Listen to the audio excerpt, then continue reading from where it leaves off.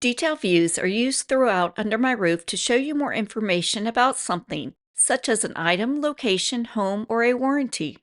In most cases, tapping or clicking on something with additional details, such as an item in the item list, will bring up its detail view. Tapping or clicking in the home area above the browse bar will show you the detail view for the current home.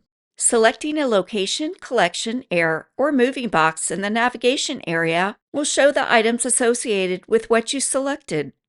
On the Mac as well as the iPad and certain viewing modes, the detail view for your selection will also be shown for locations, collections, airs, and moving boxes.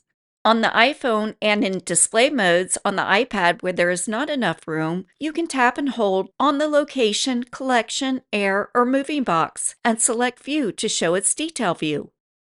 Detail views are divided into sections. On the iPhone and iPad, the sections are shown at the bottom. On the Mac, the sections are at the top. The sections shown depend on what is being viewed. Tapping or clicking on a section shows you the information relevant to that section. For example, the photo section for an item shows you all the photos associated with that item.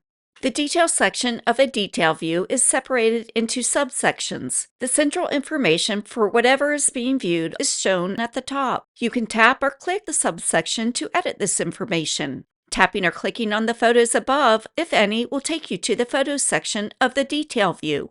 The subsections below are for organizing additional information and can contain everything from notes to file attachments, depending on what is being viewed.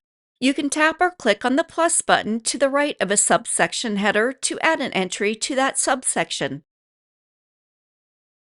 In most cases, you can tap or click on an entry in a subsection to edit it.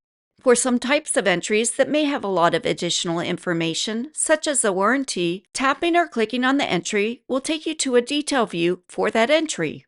To delete an entry from a subsection, right-click or tap and hold on the entry and select Delete.